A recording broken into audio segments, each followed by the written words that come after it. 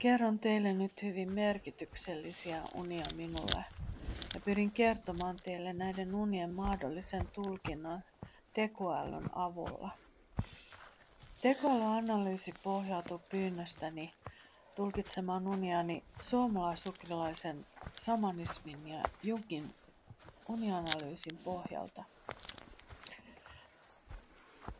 Ensimmäinen uni oli pohjustuskutsu. Näin unta shamaaninaisesta, joka seisoi edessäni rummuttaen. Hän ei ollut kuka tahansa hahmo, vaan nimenomaan viisas vanha nainen. Jungin arkkityyppi, joka edustaa sisäistä alitajuista auktoriteettia. Hän symboloi sitä osaa minussa, joka tietää, mitä henkinen parantuminen ja kasvu vaativat. Hänen edessään oli nuori vaalea tyttö. Shamanistisesti tämä tyttö edusti minun sieluni puhdasta, vihkimätöntä puolta. Hän on se osa, joka on valmis oppimaan ja astumaan uuteen rooliin. Shamaani suoritti tälle tytölle vihkimyksen. Keskeistä tässä oli rummutus. Rumpu ei ollut shamanismissa vaan soitin, vaan se on shamaanin hevonen, joka kuljettaa sielun ylä- ja alamaailman. Se luo transsin, jonka aikana vanha identiteetti kuolee ja uusi syntyy. Tämä uni ei siis ollut vain näky, vaan sisäinen riitti, jossa alintajuntani otti minut, eli tämän vaalean tytön oppiin ja antoi minulle uuden puhtaamman henkisen rytmin. Vihkimysuni sai välittömästi jatkoa. Muutaman yön jälkeen näin taas uuden unen, mutta silloin näin unen, jossa olin raskaana. Se oli vahva ja merkityksellinen uni. Tämä raskaus ei kuitenkaan ollut normaali, vaan se ilmeni täysikuuna, joka oli valkoisen keltainen ja kasvoi sisälläni. Unet raskaudesta liittyvät usein sisäiseen kasvuun, luomiseen ja uuteen alkuun. Ne harvoin kertovat kirjaimellisesti raskaudesta, vaan siitä, että jokin osa itsessä on kehittymässä ja tulossa esiin. Raskausunessa on universaali symboli luomisprosessista ja siitä, että jokin tärkeä asia kypsyy sisälläsi hiljaa kuin sikiökohdussa. Se on yhteydessä myös toivoon ja haavoittuvuuteen, siihen, että kannat sisälläsi jotain herkkää ja arvokasta, jota suojelet. Shamaanin rummutuksen myötä jotakin todella suurta alkoi kasvaa. Projekti, uusi elämänsuunta tai henkinen kyky. Shamanistisesti ajatellen tämä uni kertoo väen henkisen voiman saamista. Se uusi väki, jonka shamaani minulle vihki, oli nyt alkanut kasvaa nopeasti ja voimakkaasti sisälläni. Suomalaisukrilaisessa perinteessä kuu on sielun peili ja naisen sydämen valo. Se on elämän kierron ja henkisen voiman symboli.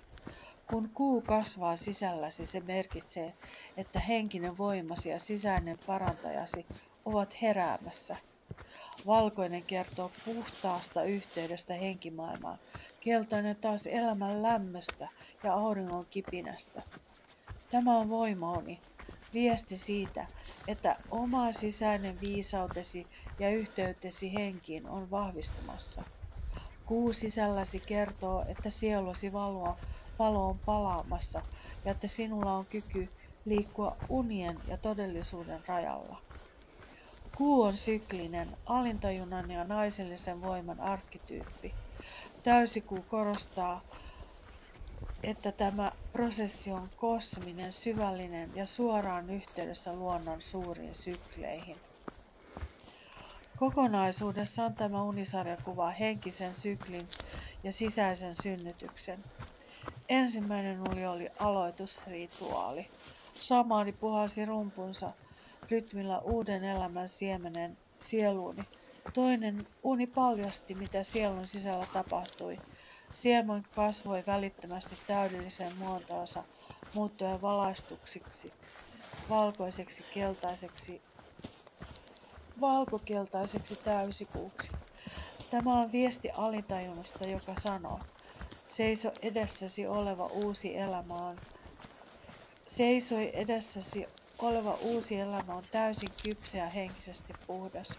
Vihkimys on suoritettu ja sinä olet nyt valmis synnyttämään tämän uuden valaistun voiman elämääsi. Jungilainen tulkinta taas kertoo, että kuu edustaa alintajuntaa, intuition voimaa ja feminististä arkkityyppiä. Raskausunessa merkitsee uuden tietoisuuden syntyä. Kun kuu kasvaa sisälläsi, alitajunnan valo nousee tietoisuuteen. Se, mikä ennen oli pimeää, tulee nyt näkyväksi. Valkoinen ja keltainen symbolisoivat eheytymistä, feminiinisen ja maskuliinisen energian yhdistymistä. Tämä uni kertoo, että olet saavuttamassa sisäisen tasapainon ja että uusi eheä minä on syntymässä. Se on individuaatioprosessi, psyykkinen ja henkinen täyttymys, jossa ihminen tulee kokonaiseksi. Yhteenvetona voidaan sanoa, että tämä uni on sekä shamanistisesti että jungilaisesti merkki sisäisestä valaistumisesta ja henkisestä kypsymisestä. Se kertoo, että sinussa kasvaa oma valo, jota ei enää heijasteta ulkoa, vaan joka säteilee sisältäpäin. Se on elämän, intuituution ja viisauden liitto. Tule tietoiseksi omista sisäisistä voimistasi ja vastuustasi, että pystyt valvomaan omaa mieltäsi, intuitiotasi ja käyttäytymistäsi. Symbolisesti tämä voi olla psykologinen tai henkinen herääminen, jossa henkilö ottaa vastuun omasta tietoisuudestaan ja varjopuolistaan, eli vartioi itseään tiedostamattoman vaikutuksilta. Uni kehottaa siis minua luottamaan tähän vastasyntyneeseen valoon ja antamaan sille tilaa vaikuttaa elämässäni. Siis kuunnelkaa rytmiä, se on jo sisällänne.